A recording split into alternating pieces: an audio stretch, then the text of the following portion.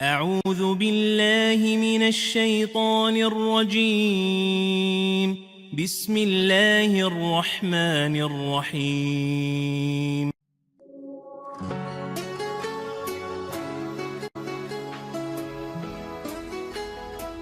Өміріміз қамшының қысқа сабындай, 5 күндік жалған, өтеді зырлап қайрылмай. Алладан басқа ешкімде білмес қай күні үзілерін ғұмырыңның жазуы. Бұл өмірде әке де қымбат, бауыр да, болады панаң суықта, ыстық жауында. Мұңаяр жүзің, көздерің жасқа толады, бір күні оқыс көзден ұлғайып болғанда.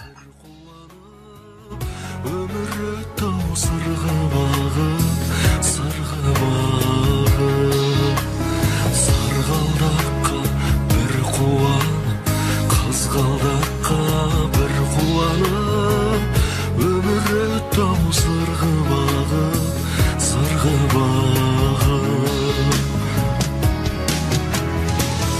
көк аспаннан бара жатыр өмірімнің жұлдыз ағып, жетем деген арман жолы бара жатыр жұлдыз арып, жұлдыз неткен мұңлы жарық, мұңлы жарық.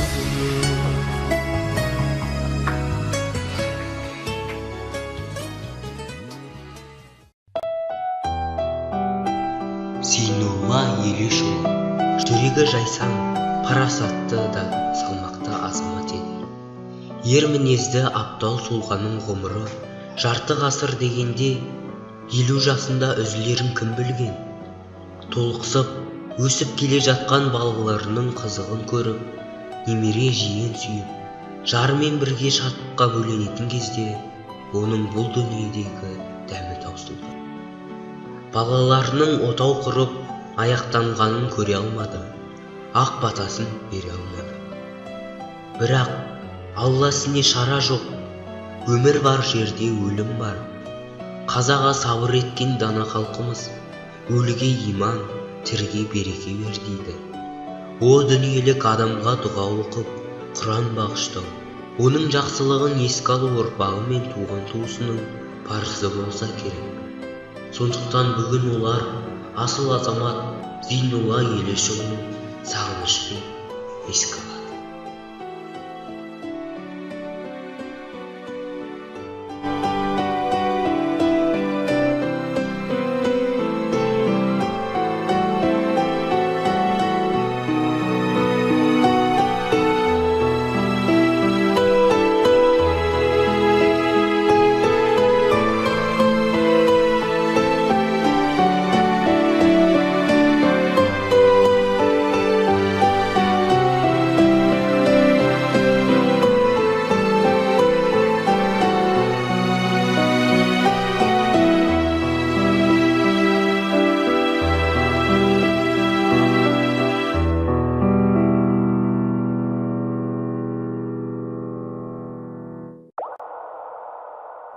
Бимағамбетов Зейнолла 1965 жылы Қарағанды облысы Осакаров ауданы Маржанкөл ауылында дүниеге келген. Әкесі Елеш, анасы Нағимаш. Отбасындағы 8-ші бала болған ол, небәрі 4 жасында әкесінен айырылады. 44 жасында жесір қалған анасы Нағимаш 9 перзентін өсіріп жеткізеді. Нағимаш аналары 1993 жылы дүниеден қайтады. Зейнолла 1972 жылы мектеп табалдырығын аттайды. 1984 жылы орта мектепті аяқтап, сол жылы әскер қатарына алынады. 1986 жылы Қарағанды политехникалық институтына жүк көтеру, транспорт құрылыс, жол машиналары және жабдықтар мамандығы бойынша оқуға түседі. 1991 жылы инженер-механик біліктілігін алған жас маман жолдама бойынша Нұра ауданының Киевка елді мекеніне мамандығы бойынша қызмет атқарады. 1992 жылы өмірлік серігі деп таңдаған Анаргүлмен отау құрып шаңырақ көтереді. Жары екеуі Алла берген екі ұл, екі қызды тәрбиелеп, оқытып өсірді. 1999 жылы өрт сөндіру саласындағы қызметке ауысып, ғұмырының соңына дейін сол жерде адал қызмет атқарды. 2016 жылдың қаңтар айының 16 жұлдызында Зейнолла Елешұлы бұл дүниеден татар дәмі таусылып өмірден озды.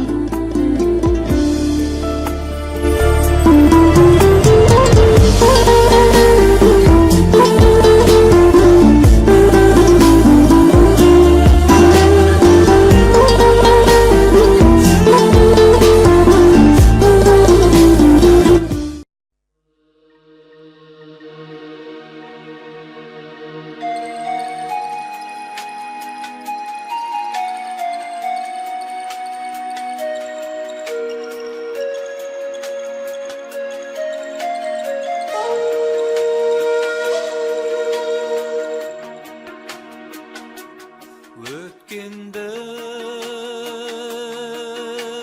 сағындым ғой, көктемді сағындым ғой. Бірге туған бауырдың, туғанның орны ерекше екені айқын. Зейнолламен бірге туысқан ағайындарының ішінде бүгінде көзі тірісі алтау. Олар Зейнолланың отбасымен бірге тұратын, бауырына анасындай қамқор болған апасы Марал және Төлеутай, Жұмаш, Күләш, Орал, Әния. Өкінішке орай Ғалия мен Қайролла ағайындары бүгінде о дүниелік. Олармен қоса туғандары Тұрлыбай жезделері мен Роза жеңгесін, Ербол жиендерін де сағынышпен еске алып, рухына дұға бағыштайды. Бауырды сағындым ғой,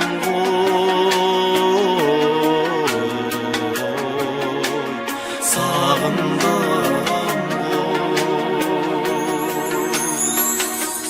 Бақытқа бағынамын, әкелсей жаныма мұң. Мен сондай бір өзіңді аяулым сағынамын. Жол тосып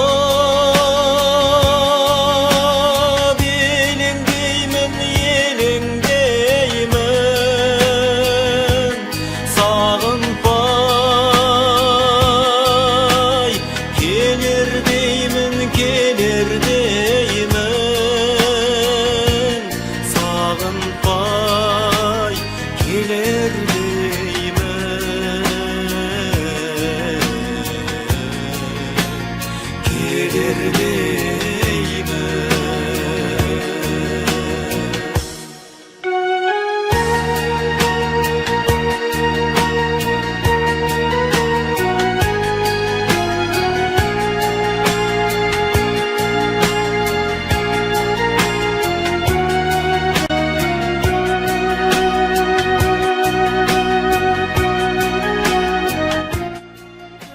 Жары Анаркүл де бірге отасқан жан серігін сағына еске алады.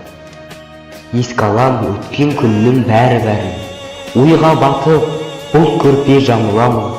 Ажалға асыл жарын қиямадам, сондықтан мен жарымды сағынам. Күндердей зуылдайды, зуылдайды, зуылдайды.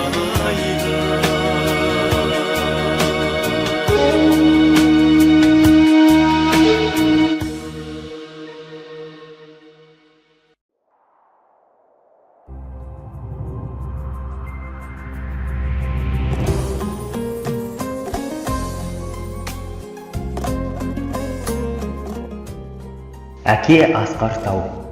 Отбасында әкенің орны бөлек.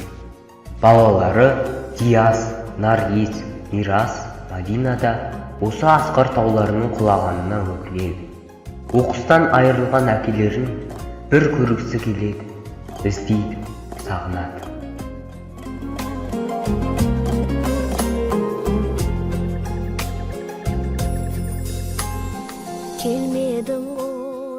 біздер үшін асқар едің шын асқақ. Сенсіз қалды жанымызда тым ақсап, жанарларды жәудіретіп мәңгілік, кеттің әке жанымыздан жырақта. Жанға бермес бір туарым еренім, жар едің ғой, әке едің ер едің. Жан әкем ау, жанға батып жоқтығын, сабылуме сағынуда елерің. Түсіме бүгін тағы кіршәкен, кетпеші жанымда сәл жүршәкен. Басымнан сипап менің баяғыдай, шашымнан бір иіскеп гүлшәкен, гүлшәкен.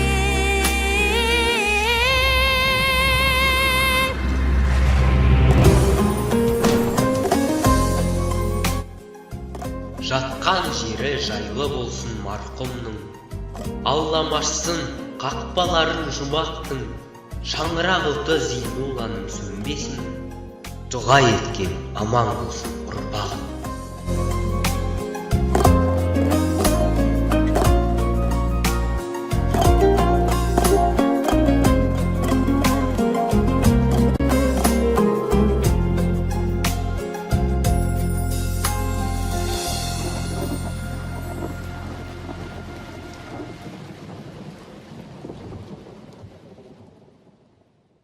إبراهيم خليل الله، إسماعيل ذابح الله، على معلي خلق الله.